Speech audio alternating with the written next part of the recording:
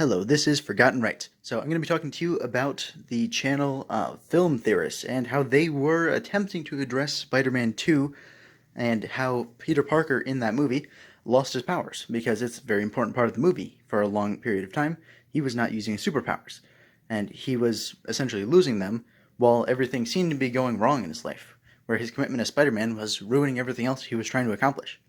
But his powers came back when he really needed them, when when the love of his life, the person he loved but could not even admit he loved, was kidnapped.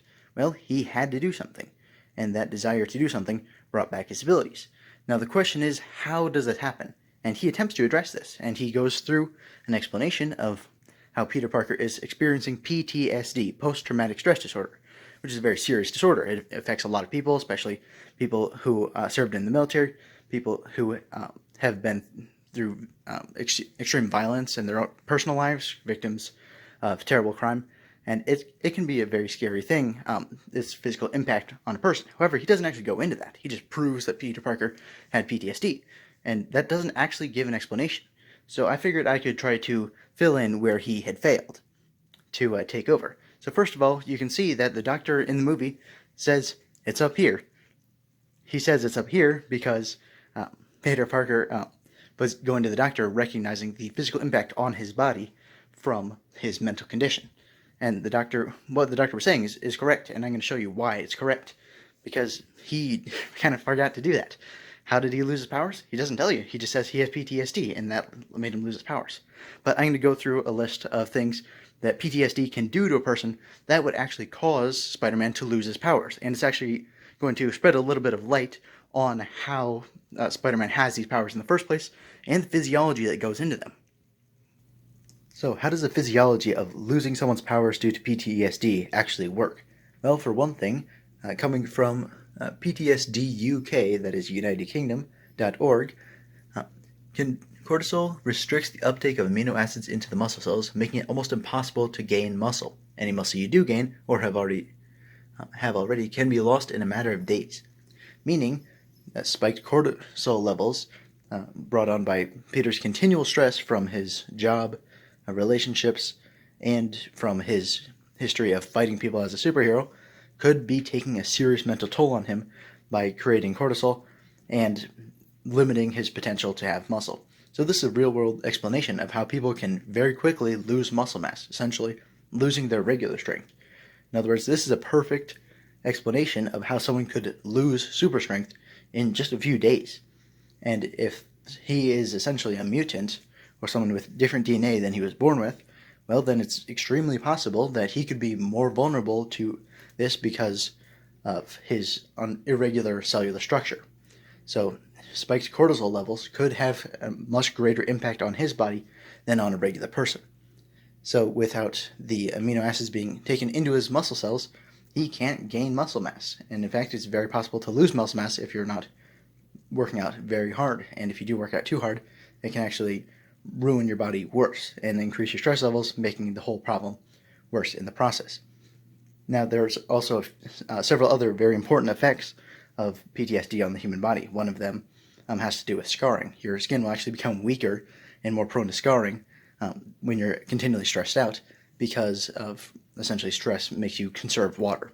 So your skin isn't going to be as well hydrated when you're stressed out, which can make you feel different complications of physical injury. And then, of course, there are a few other symptoms, including icy hands and feet.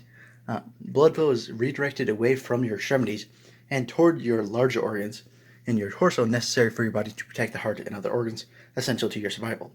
This redirection can also result in poor blood flow to your hands and feet and cause them to feel cold.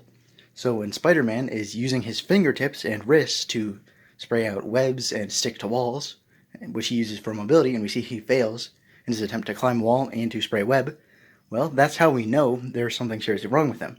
Because with that reduced blood flow to his lower extremities caused by continual stress over many days, or weeks, months even, based on the time frame of the movie in comparison to Spider-Man 1, well, it's not a huge surprise that he would lose his ability to climb walls and to spray webs.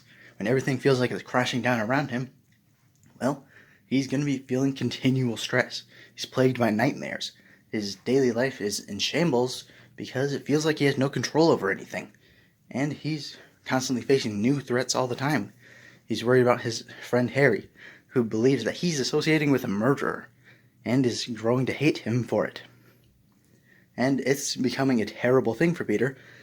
So that's a very serious complication, is when you are feeling all these things, you're going to be feeling more continual stress. Directing the blood flow away from his lower extremities, such as fingertips and wrists, could render him essentially incapable of doing his regular web slinging activities. So there are several other complications that are extremely interesting. You can also be more susceptible to physical pain, not more capable of being injured, but you'll feel more pain due to hormonal differences caused by the spiked cortisol, which can result in other complications as well. So these are several very important effects. Peter Parker is obviously a nerd, and it is interesting to note that allergies can actually flare up when you have extreme PTSD in some people. It's not applicable to everybody, but it could help explain why his vision was impaired when he was under this extreme stress. When he was under complete stress and essentially gave up being Spider-Man, his vision was terrible, most likely because with his poor immune system, it could be that his special cells were weakened by his hormonal differences. His adapted physiology from extreme stress over many years, well, perhaps not years, but months of extreme stress, could have been eating away at his ability to essentially use his powers properly. And with that decrease in his powers, essentially, and increase in hormones, well, it's ruining his ability to use his ability to adapt his physiology with his spider abilities. So his eyesight changing could very well be a similar cause of his allergies. His immune system, which was probably adapted and changed significantly by the spider bite, is now being essentially weakened by his spiked stress hormone levels. And when you get those effects, it affects your whole body. So when Spider-Man is facing these terrible effects, it's only natural that he would lose his powers. So thank you very much for watching, everyone. You have a great day.